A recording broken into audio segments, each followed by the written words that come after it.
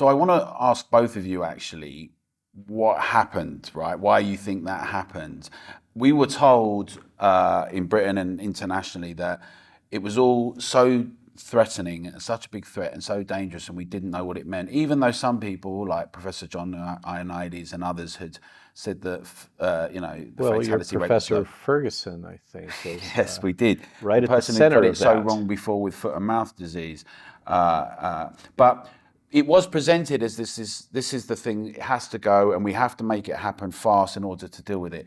But so I wonder, from both of your points of view, and you said this morning actually on the news in Britain, Ryan, that is what to say that there's all the scientific doctors say something.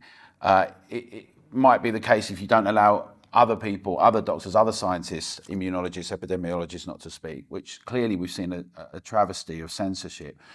But maybe just responding, Ryan, what do you, that we, what Robert's just explained there, what in your opinion actually happened? And I'll come back to you, Robert, see what your thoughts are. Yeah, I come at this from, I did some PhD work in immunology, virology. Obviously, I'm a pathologist, and as Robert likes to say, we pathologists are the quality control of medicine.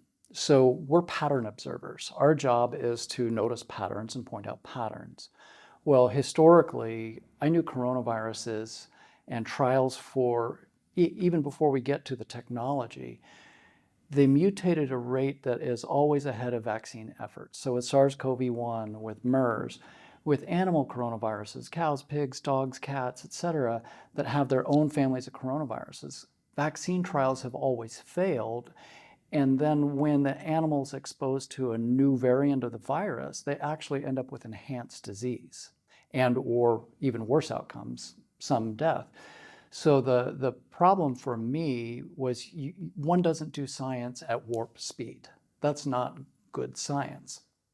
And again, as Robert pointed out very astutely, in anything acute in medicine, you focus on what the early treatment is. And none of these could have been approved, of these injections could have been approved if there were a successful treatment. So the suppression of early treatment, and it states that clearly in the EUA requirements, the emergency authorization requirements. In the United States. Yeah. In the United States, that if you are going to emergency authorize these shots, there's no other therapy. And so that was intentionally pushed aside.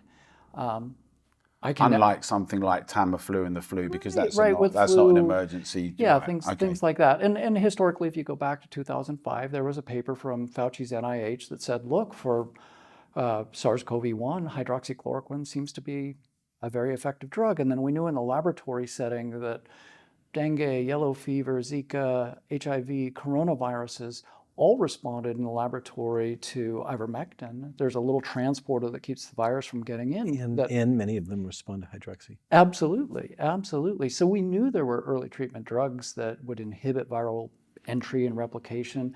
So it was shocking to many of us looking at this thinking the answer that was given around the world is we must wait for a shot. Well, the other problem with that, just knowing basic science, is when you put selection pressure on a microbe, it will mutate around what you're trying to do.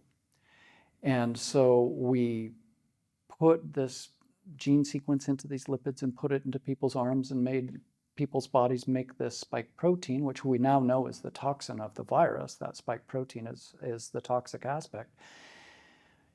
And when we did that, the virus kept mutating around it.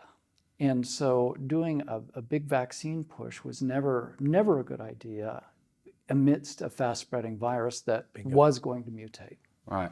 And so it begs us the obvious silly question, but why did this happen in your opinions? I mean, so I'm gonna, my point of view on this is biased by the fact that I was introduced to this from the perspective of my longstanding relationship with Defense Threat Reduction Agency and some of these people in the intelligence community that are in biodefense.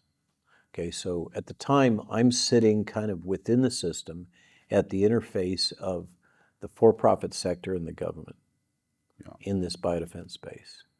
And so for me, in January, in February, I was inundated with what we now know, as were we all. What we now know was propaganda. The dying in the streets in China, the build out of the hospital. Remember that? I thought all that was real, like many of us did. And I bought hook, line, and sinker the idea that this was a highly lethal variant. It had been introduced to me as a highly lethal variant. Right. So my first encounter with this was a reaction of, good heavens, this could put my children at risk. This could put my wife at risk. I can't tell you what it's like to have expertise in this area and work in this area when a new one comes in. For me,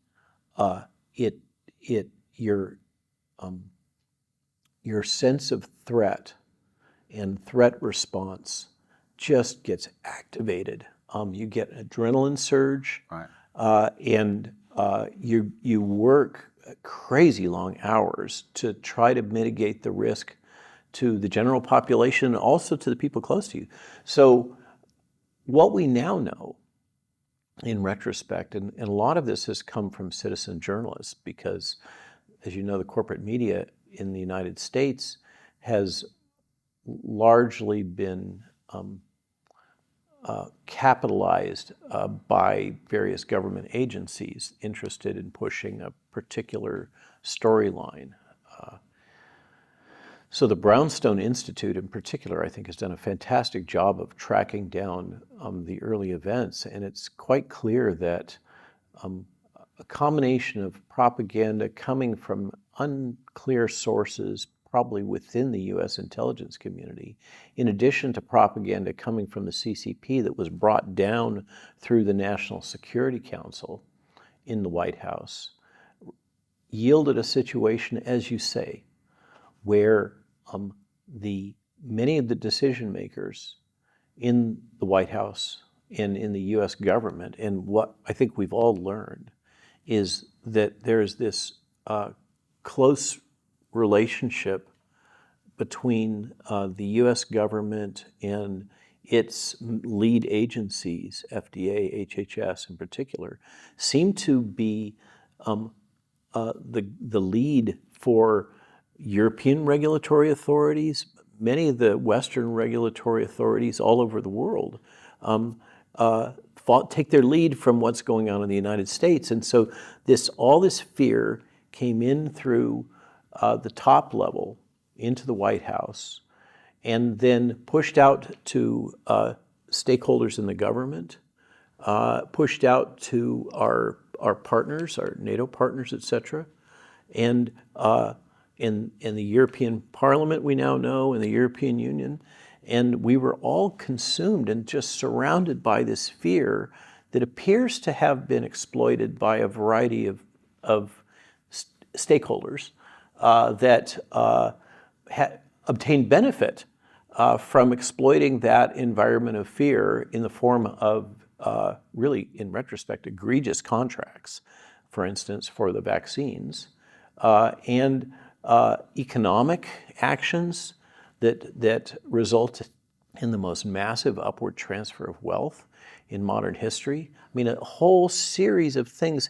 happened right around that time. Can I just and so it's hard to disambiguate cause and effect, Right. and whether, and then we have this other bizarre variable of this event 201 that occurred in what in the States is widely known as a CIA shop within Johns Hopkins University that was funded by the Bill and Melinda Gates Foundation, the World Economic Forum, in which these policies, these propaganda methods, the totalitarian things that we've all experienced, were all war-gamed.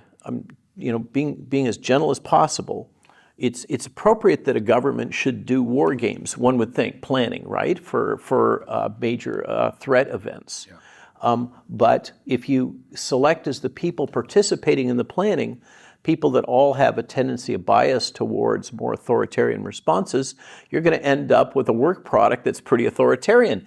And lo and behold, that's what happened. And then they implemented it. So there's a lot there, but I mean, for instance, in Britain, the government at the time and Boris Johnson, they didn't go down that road immediately. And actually they did a U-turn after having a lot of pressure put on them by a very particular demographic that were quite vocal. You could say there's lots of reasons why perhaps they then went down a different road. It sounds like what you're saying is you think that it sounds like a kind of almost like military industrial kind of thing that's happened that then is being executed maybe through people that don't know about that, right? It's quite a big claim. The documentation now is getting quite strong.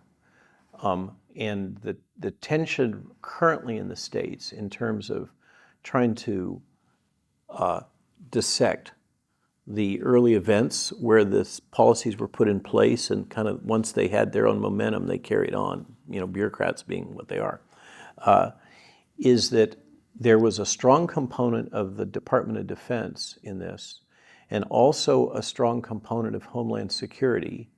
And it's hard to say whether this is revisionism. These different bureaucracies battle with each other. But the data are suggesting, the documentation are suggesting that Health and Human Services in the United States played more of a backseat role. And that because this came down through national security, it went to the operational branches responsible for Homeland Security and for defense in general, which, by the way, we talk about Tony Fauci and some think he's a hero and some think not so much. Tony is a unique person in the U.S. government, or has been, because he has one leg in HHS and the other leg in the biodefense industrial complex. This occurred after 9/11. There was a transition. That's why he got his big raise. And people think of him just as head of the National Institute of Allergy and Infectious Disease, but in fact, functionally, he is the head of the entire biodefense complex in the United States. That's been his operational role. He has massive resources at his command. And so he kind of did become the juncture for these, but when you sort through the paperwork, the contracts, the nitty-gritty documentation of what happened and when, it's hard to come to any other conclusion than because of this set of circumstances, we were in a tense situation with China. We had all of this about the origin of the virus and the Wuhan Institute of Virology, which Defense Threat Reduction Agency was funding, NIH was funding. Yeah. For some reason, the U.S. government responded to this using more of their national security, intelligence, and DoD assets rather than responding to this in the way that I was always used to in prior outbreaks, where it was more of a health and human services driven response effort. Well, we here, public health and policy has been quite increasingly prominent in the last 20 years. In actual fact, before what we saw in the last 3 years, in a range of areas, often where things like nudge restriction has come in. So they've been very vocal about, for instance, people going out day and night. They, rather than saying it's entertainment, they'll say it's antisocial behaviour and alcohol-related harms. And they'll use the public health agenda, if you would like, to say that people should be doing less of types of activities. So there had been that kind of thing going on for a while, but it seemed to be put on steroids. I remember I was in New York at the time that you're talking about, and we'd just seen the Diamond Princess situation. And just to put a pin in that, the gentleman that had called me from Wuhan on January 4th was the one that managed the Diamond Princess. Oh, is that right? Which seemed to anyone that was looking at it to give you quite a good petri dish in some ways. Absolutely. Of what you might look at, right? You'd say, okay, well, that doesn't sound too cataclysmic. Well, and you had a Didn't great add up. you had a great control there because you had the Diamond Princess, and then you also had the USS Roosevelt aircraft carrier. Right. So now you had the perfect lab-to-lab experiment because on that Diamond Princess, who succumbed and who didn't do well? Elderly, comorbid, a handful succumbed. Then you looked at that ship of 5,000 sailors, and there was one with comorbidities that didn't do well. But you had your perfect lab model right there, and it lined up perfectly with what happened with SARS-CoV-1. And when that kind of burned itself out in Asia, I'm glad you brought the Roosevelt up. I think that I remember quite intimately both of those and what the chatter was that was going on within the government. Yeah. And the Roosevelt event was a shock that ran through DOD. How so? That captain was defrocked. He took an aircraft carrier off battle station. That's like, you don't do that. For what turned out to be a marginal compromise in terms of health. But I believe, can't be in his head, I believe he was also caught up in all of this fear that was propagated, and he clearly believed, based on his statements, that he had an obligation to protect his sailors. In retrospect, he overreacted, but those events, I was talking to people that were at that base where the carrier went, pathologists that had blood samples, and that whole cascade of events was like an earthquake.